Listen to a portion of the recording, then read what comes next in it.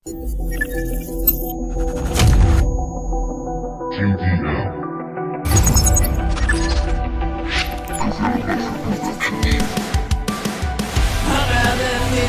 de haberte conocido, le das sentido y hoy cobras sentido.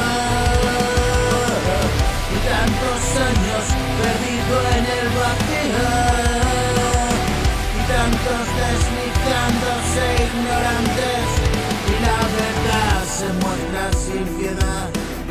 Ya viví mi calvario, mi pasión purificó el dolor, y mi cuerpo y mi mente ya no están al alcance de ti. Reposan en silencio y resguardados de los males que acechan a cientos. Deja de preocuparte por mí, y en verdad yo te digo sí. Tu actitud arrogante cierra así.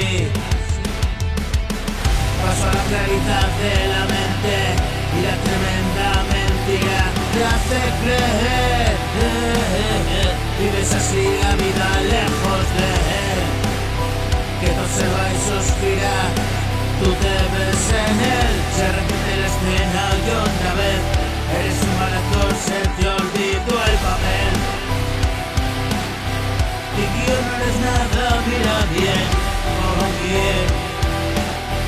Y abrazado a la nada piensas que todo irá bien.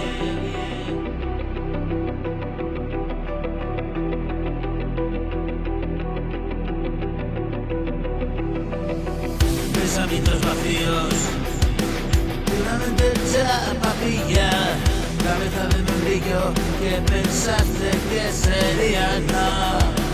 Ahora estás atrapado, ni contigo ni sencillo. Oh Dios, no controlo este estado, que alguien venga a socorrerme, por favor. Y la madrugada se adueñó de mi canción.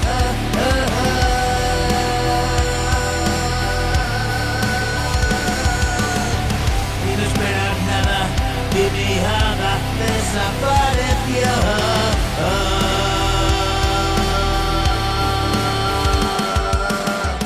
Estoy confundido, sigo el hilo que me dejó.